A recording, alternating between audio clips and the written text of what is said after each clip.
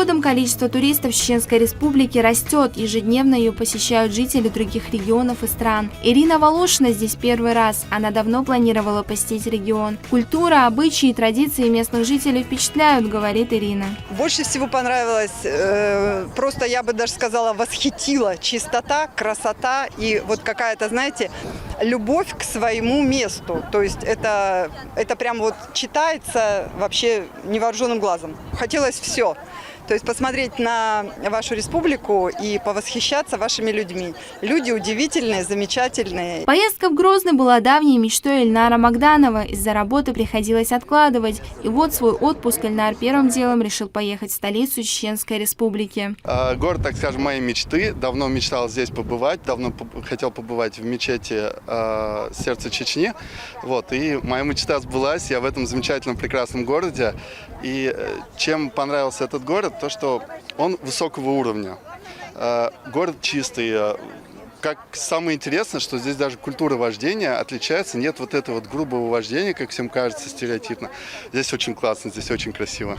Развивается и активный отдых, однако тяжелые рюкзаки, спальные мешки и палатки могут и не пригодиться. Глэмпинг «Берег неба» – это новый формат отдыха, который популярен среди путешественников. Горные пейзажи и единение с природой привлекают внимание не только туристов, но и местных жителей. Мы, когда открывались, мы думали, что больше поедет приезжая аудитория. Как мы знаем, с тех пор, как граница закрыта, огромный поток туристов из регионов России хлынул на Кавказ.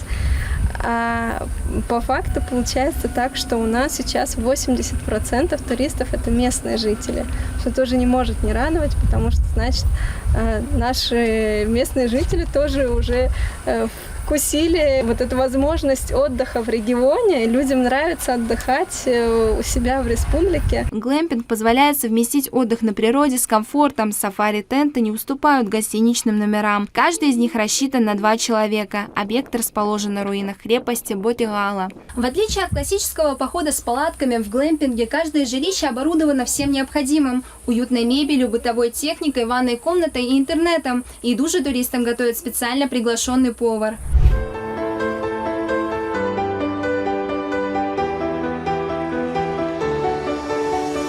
Мы тщательно прорабатывали вообще дизайн и конструкцию этого места так, чтобы все было максимально безопасно.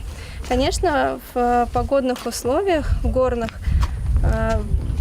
бывают разные ситуации, и дожди, и даже штормовые ситуации. Здесь бывают сильные ветра.